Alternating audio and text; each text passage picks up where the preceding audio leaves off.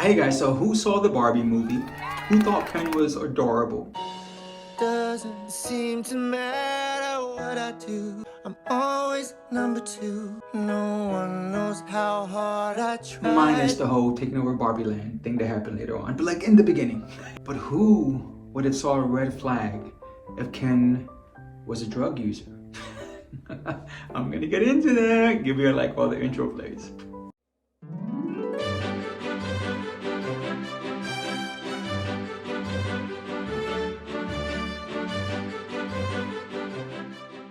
So I've mentioned this before, but I grew up in a household where both of my parents did drugs. And because of that, I've always been super sensitive about letting people who are on drugs close to my heart. Now, being gay, especially like in the 90s, I was always surrounded by people who did poppers or smoked weed or coke, stuff like that. So it wasn't necessarily drug use that bothered me, but we could be cool, we could hang out, you could do drugs in front of me. I didn't care. But as far as like getting close to me, you were always gonna be like at this distance from me. Like I'm not gonna let you close because I didn't want to get hurt. And obviously with my childhood, that makes sense. So this is a story about the one time where I kind of almost gave in on that. Because here's the deal, no matter where I was in my self-acceptance, low self-esteem journey, I was always pretty firm with I don't want to love a drug addict. All right, let's get into the story. So I'm living in this apartment complex, which is predominantly gay. And the property manager is also gay, also happen to be Puerto Rican. So we clicked automatically. So whenever I would go to get the mail, take out the trash, do laundry, I always stopped by the office to chit chat with him. And so this one day I stopped by, as I always did. He's at his desk and I look over, and this is so freaking, the universe, man, I'm telling you, is so weird how things happen. But I look over at this dude, and first thought that pops into my head is rollerblade Ken, because he had on rollerblades and they were like the neon kind. And I remember he had on these like tight shorty shorts, and he had on this tank top and like this sandy hair. And man, so when the Barbie movie came out and I saw Ryan Gosling, I wish I could show you because I have a picture of this dude. He looks just like Ryan Gosling, but this is before Ryan Gosling was an actor. So the Ken connection it's so weird to think about it now. All right, so I'm looking, not Ryan Gosling, but just hot dude. That's what I'm thinking. The property manager was also a hot dude, and me, totally in my low self-esteem phase, so I'm thinking both of them are out of my league. Then it occurs to me, oh wait, maybe the two of them are trying to, and then I am in the way, so I should exit stage left, or this is the camera, so exit stage left. So kind of say, hey, nice talking to you, nice meeting you, I take off. Now as I'm walking back towards my apartment, I hear rollerblades coming up behind me. So I kind of look back. Here comes Ken. He flies by me, does spins in front of me, like total Olympic Brian Boitano moves. I'm impressed, as you can imagine, and that was his way of stopping me in my tracks, which he totally did. And then he goes, I think you're cool, can I have your number? I'm thinking, okay, yeah. So I give him my number, and I mentioned this before, because I got hit on a few times in this apartment complex, and it always seemed weird whenever someone would give me their number, because it's like, I don't know, it felt weird to me I was never gonna call them, because like, howdy neighbor, like I didn't know how to do that. It seemed so strange to me. So I took the number thinking I'm never gonna call him.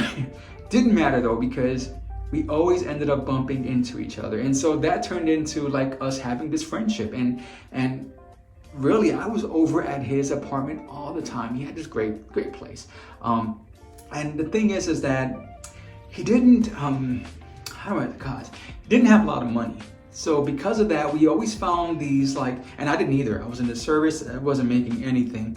So we always found these cheap ways to hang out together, which I'm pretty sure I've mentioned this before, but I've always been a cheap date. Now, I'm a foodie, and so I love trying new things. I love expensive restaurants. Not saying I'm against that, but when it comes to connecting with me, I've noticed that I connect, take me to Burger King, take me to Wendy's, take me to Taco Bell, because I don't know, for me, it's like I'm not worried about the food or the service or the decor or anything. Now it's just about you and me and us talking. And so that's all, my heart has melted at more Wendy's than anywhere else. And so I remember he takes me to Wendy's, and it was right down the street, and we have this great time. And I'm thinking, man, could it be? Because at this point in my life, outside of like the initial dude first man that I was with, the majority of my experience with men were one night stands, and then the next day, oh, can something happen from this? But this was like a rare, unique time to where like it wasn't the case. We really did start off as friends, and he was an amazing friend. Not a best friend, but just because the electricity was always there. So I would not put him in that category. One day I go over to his place, and he goes, do you mind if I smoke a joint? And I said, no, not at all. You want some? Like, no. I was in the military, so I wasn't going to smoke anyways, but obviously, as I aforementioned, because of my upbringing, I didn't want to do any of that stuff. So I'm like, no, it's cool.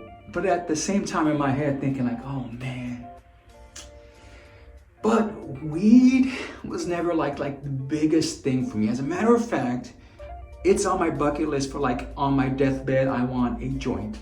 So I do want to experience that. So weed has always been like in a different category. And so when he told me that he smoked weed, it was kind of like, but then I'm trying to make it okay, make it make sense, because I really did like him, and I wanted for there to be something else with him. So our friendship continues, we're hanging out more, getting closer and closer. One of the times when I'm over at his apartment, I do notice that there's the white powder stuff happening. And that's when it was like, yeah, no, that's too much.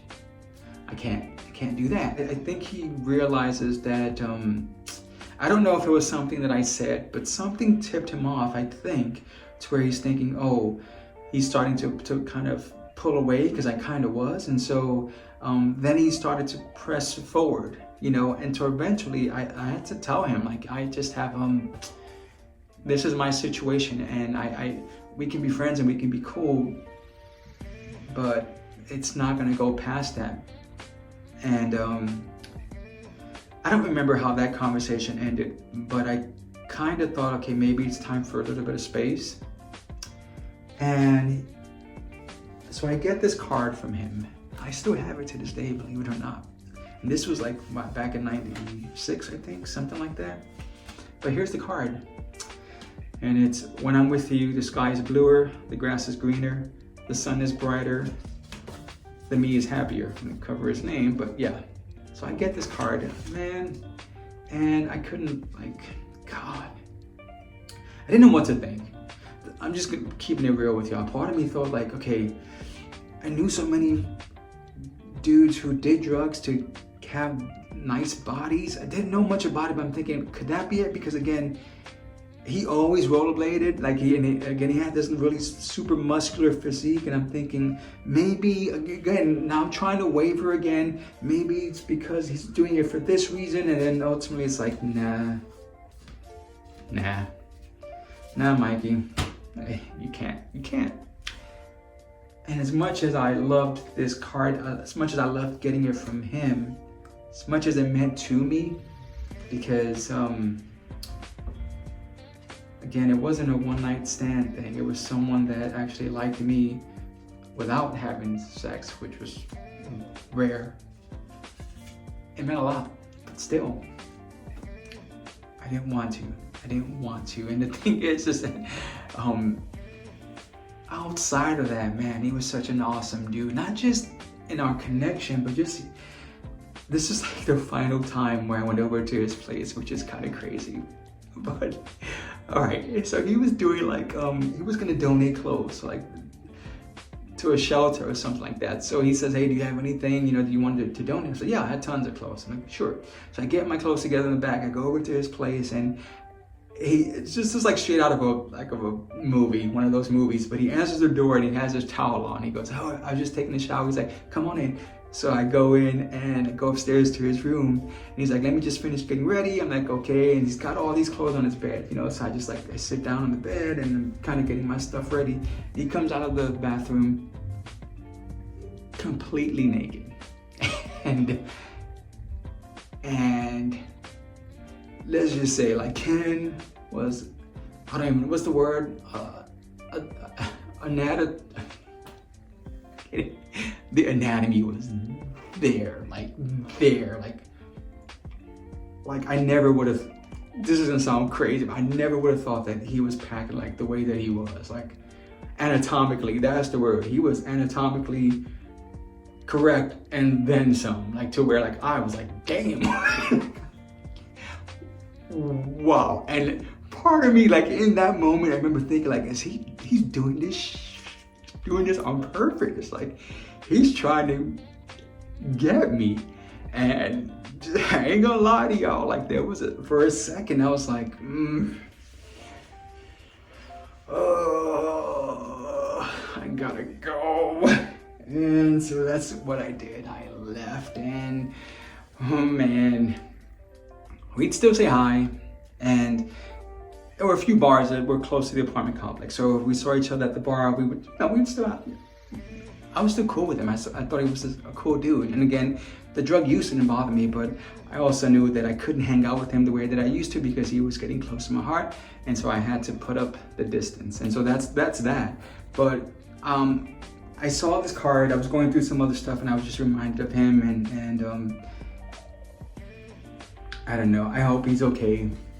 I hope he's okay and doing well now. He was such a sweetheart, and that's my story. But regardless of what could have happened, I'm still, parts of me, when I think about that situation, I'm proud of myself that I didn't give in, because again, this was during my low self-esteem phase, okay, more than a phase, but during that part of my life, and thinking man, the fact that I was still able to eventually go,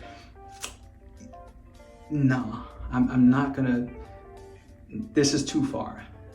That I was able to do that in the middle of developing feelings I was proud of myself for a minute. So that's my story. Like would be great, subscribe would be even better, but most importantly, comment and let me know, maybe drug use is not a problem for you, being with someone who is, and maybe you're a drug, maybe that's you, or whatever you want to tell me. I'd like to read it all.